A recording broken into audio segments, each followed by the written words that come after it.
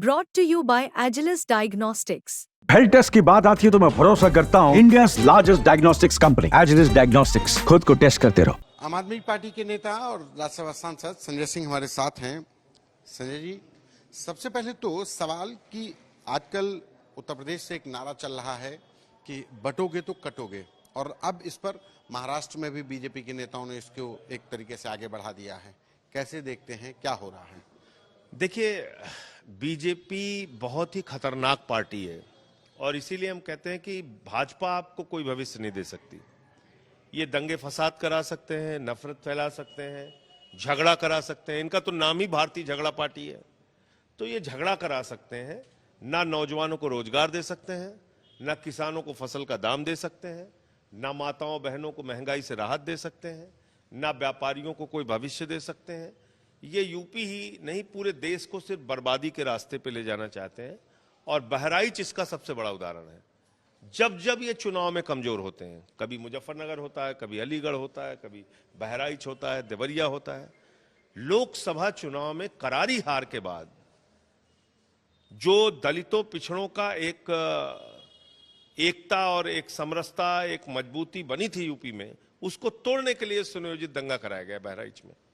तो मुझे लगता है कि अब इस प्रदेश के लोगों को भी ये समझना होगा कि अमित शाह का बेटा तो दुबई के शेखों के साथ हजारों करोड़ का व्यापार करता है, उसको बल्ला पकड़ना नहीं आता, वो बीसीसीआई का चेयरमैन बन के घूम रहा है।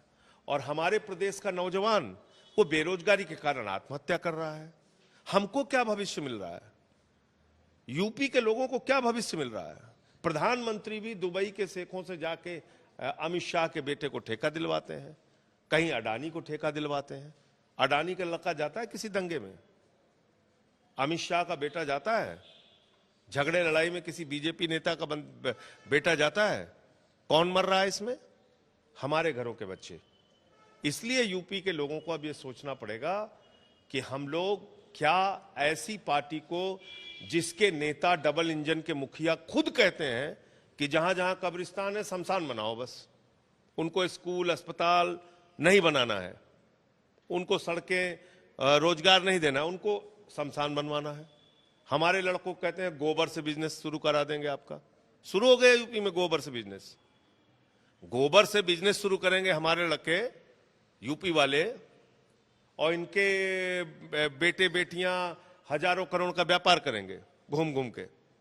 बहराइच दंगे की बात की तो बहराइच के दंगे में तो बात आई कि वहां पे मूर्ति विसर्जन के दौरान दोनों पक्षों के बीच में तनाव हुआ और फिर एक युवक की हत्या हो गई। देखिए, मैं कहता हूं जिन लोगों ने हत्या की है उनके खिलाफ सख्त से सख्त कार्रवाई कीजिए, लेकिन नफरत फैलाने का, भड़काने का किसी को अधिकार नहीं है। वो हिंदू संगठन के लोग हों, मुस्लिम संगठन के लोग हों। कैसे इजाजत मिल रही है यूपी के अंदर? बगैर सरकार की मर्जी के, बगैर प्रशासन की मर्जी के। योगी आदित्यनाथ जी कहते हैं यूपी में कानून व्यवस्था बहुत अच्छी है। अमित शाह तो कहता है रात में 12 बजे भी महिलाएं यहां घूम सकती हैं। आपने ये हालत बना रखी है। फर्जी इनकाउंटर होते हैं यूपी में। यही लखनऊ में एक दलित युवक की हत्या हो गई थाने में, पीट पीट के मार दिया उसको। बताइए, कोई कानून व्यवस्था, कहीं कोई रोक है इसके ऊपर? आपने एक दलित युवक को थाने में पीट पीट के मार दिया, कोई पूछने वाला नहीं। उत्तर प्रदेश में 10 सीटों पर उपचुनाव होने थे, लेकिन एक सीट अयोध्या से सटी हुई मिल्कीपुर वो अटक गई। हालांकि उसको लेकर के पिटीशन फाइल है, उसको लेकर के चुनाव आयोग पे बार बार प्रश्न उठता है कि चुनाव आयोग बीजेपी के एक प्रकोष्ठ के रूप में काम कर रहा है। जो बीजेपी वाले कहते हैं वही चुनाव आयोग करता है। जब 10 सीटों के लिए नोटिफिकेशन जारी कर दिया विधानसभा अध्यक्ष ने कि भाई यूपी में 10 सीटें खाली हैं, तो एक संवैधानिक संस्था के मुताबिक आप काम करेंगे ना। आपने 9 सीटों पे ऐलान किया, एक सीट पे ऐलान नहीं किया। ना तो उस सीट के ऊपर कोई कोर्ट की रोक है, ना कोई और बात है। आपने सिर्फ इस डर से कि बीजेपी अयोध्या में फिर हार जाएगी तो उसकी बदनामी होगी, आपने चुनाव कैंसिल कर दिया, वहां पे चुनाव टाल दिया। लेकिन पिटीशन है, मामला सब जुडिस था। तो सब जुडिस तो बहुत सारे पिटीशन पड़े हुए हैं चुनाव में। कहिए तो मैं बनारस में दायर करा देता हूं मोदी जी के खिलाफ, अयोग्य घोषित कर दीजिए उनको।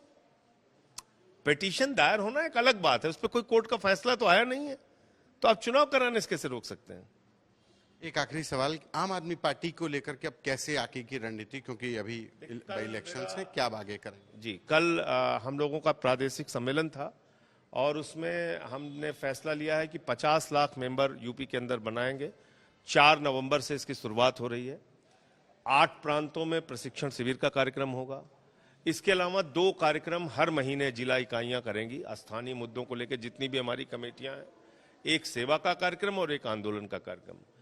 तो ये कुछ बातें हम लोगों ने तय की है कि जिससे अपने संगठन को यूपी के अंदर और मजबूती देंगे, गांव-गांव तक पहुंचाएंगे और उसके बाद अपना कारवां आगे बढ़ाएंगे हम लोग। एक आखिरी सवाल, एक चीज और कि आपने सदस्यता अभियान शुरू कर रहे हैं, बीजेपी ने सदस्यता अभियान शुरू किया, उसमें बड़े बड़े नेता अपना जो उनको टारगेट दिया गया तो फिक्स ही नहीं कर, मतलब उसको अचीव नहीं कर पाए, सदस्य बना ही नहीं पाए। अब ये उनकी पार्टी अपनी समीक्षा करेगी, तो वो लोग तय करेंगे कि उनकी सदस्यता नहीं बढ़ रही है या क्या है। बाकी बीजेपी फर्जीफिकेशन में भी बहुत माहिर है। अभी देखिएगा बहुत सारे मेंबर अपने आप वैसे बन जाएंगे हवा में, तो देखिए इसका क्या करते हैं वो लोग। ये आम आदमी पार्टी के नेता संजय सिंह, जिन्होंने उत्तर प्रदेश में बहराइच में हुए दंगे से लेकर अयोध्या की मिल्कीपुर सीट पर होने वाले उपचुनाव को लेकर बात रखी कि बीजेपी हर तरीके से राजनीतिक तौर पर मिल्कीपुर पर सीट को लेकर के चुनाव नहीं कराना चाहती, जिसकी वजह से चुनाव आयोग ने नोटिफिकेशन जारी भी नहीं किया।